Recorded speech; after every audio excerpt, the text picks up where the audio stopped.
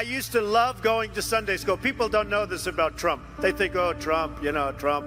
But the truth is, I went to Sunday school, and I loved going to Sunday school. And I did for years, and I learned a lot. And I learned about God, and that was probably the greatest thing I've ever learned. Forget all the business stuff. My father was a worker, and he loved to work. He'd work on Saturdays, he'd work on Sundays. He just liked it. He'd go to church, but after church, he'd go and work. And he'd build homes, and at night, he'd go to these major sites with teams of people, and he'd scour the sites for nails and sawdust. I was no different when I was 20 years old, believe me. I wanted to be successful. I wanted to get out of Brooklyn. I said, Pop, I love you, but I want to get out of Brooklyn. I love Brooklyn, but I want to get out. My father was a builder in Brooklyn and Queens. He built moderate income housing and some low income housing. He was really good at what he did. He was a real professional. And I learned a lot just sitting at his knee, listening to him from the time I grew up. And I just learned a lot about negotiating. I learned a lot about building. And he built, some really good stuff. He built some jobs out in Brooklyn and Queens, out in the boroughs of New York, for low and moderate income people. And, he did a really good job at what he did. He just loved it. And I think more than anything else, not because of what he taught me lots of different things, but I watched him be a happy man and work until he was literally 93. He was 93 years old when he died. If I give you one message to hold in your hearts today, it's this: never, ever give up. There'll be times in your life you'll want to quit, you'll want to go home. When your story goes from here, it will be defined by your vision, your perseverance, and your grit. It's called the road less traveled. I know that each of you will be a warrior for the truth. I had a brother, Fred, who was sadly an alcoholic, a serious alcoholic. He was much older. He was 10 years older than me, 11 years older than me, and he was as good-looking a guy as you've ever seen. He had everything going, the best personality. I have a bad personality compared to Fred, but he started drinking, and he also smoked a lot, and I didn't like seeing that. I think it started in college, frankly, but it got progressively worse. And he was really unable to stop, and he'd always tell me, don't you ever drink, and don't you ever smoke. He'd add the smoking in because he smoked and he drank. And it hugely affected his health and hugely affected even his look. So I never drank. I really, when you talk about my father, I learned a lot from my father, but I learned a lot from my brother Fred. And he set an example. It wasn't maybe the example that people would think, but it really was, in its own way, an example. Over the years, as you have great victories and a couple of defeats, and hopefully they're only minor defeats, you learn to be a little bit more conservative. That's very important to people now. We must always remember that we share one home and one glorious destiny. Whether we are brown, black, or white, you will build a future where we have the courage to chase our dreams no matter what the cynics and the doubters have to say. You will have the confidence to speak the hopes in your hearts and to express the love that stirs your souls. No one is ever going to stop you from practicing your faith or from preaching what's in your heart. And dream big and bold and daring. We have to do that. And always have the courage to be yourself. Most importantly, you have to do what you love. You have to do what you love. I've seen so many people, they're forced through lots of reasons to go down a path that leads them to something that they don't love, that they don't enjoy.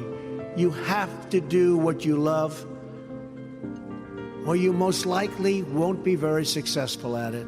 I was blessed to have smart children. They did well in school, they got good marks, they didn't have problems. But a lot of that was early upbringing. I'd always say to them, no drugs, no alcohol, no cigarettes. I'd just drive them crazy. I'd say every time they'd leave, no drugs, no alcohol, no cigarettes. Repeat after me. But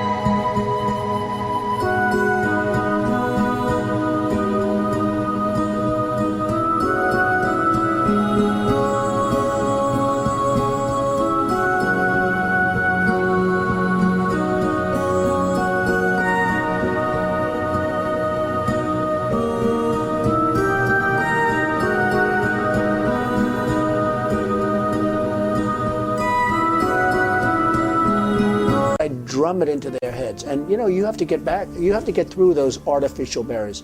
I call them artificial barriers because you can do something about it until it's too late. Once it's in your system, it's very hard to stop.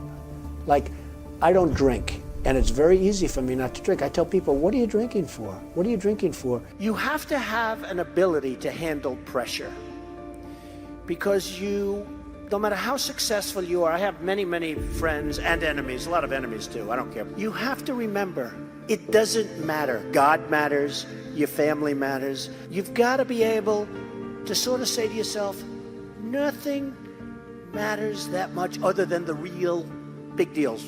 Remember your duty, honor your history, take care of the people God put into your life. Always have passion. You've got to have passion for your family, for your life, for your church, for whatever it is. You've got to have that passion. You've got to just love it. They said, there is no path to victory for Donald Trump. They forgot about the forgotten people. By the way, they're not forgetting about the forgotten people anymore. They're going crazy trying to figure it out. But I told them, far too late. It's far too late. Your lives will have meaning and purpose and joy.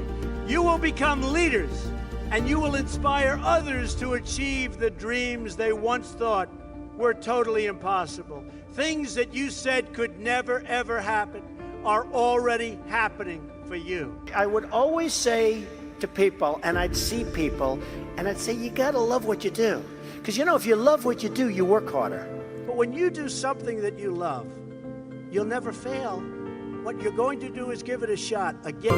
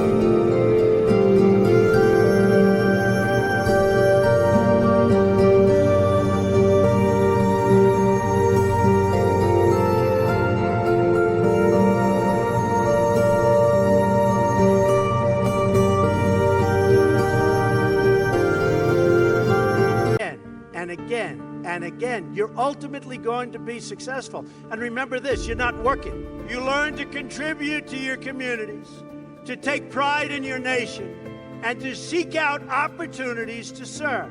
I enjoy doing it. If I didn't enjoy it, you couldn't do it. I mean, it would be physically impossible to do it. We dominate the sky.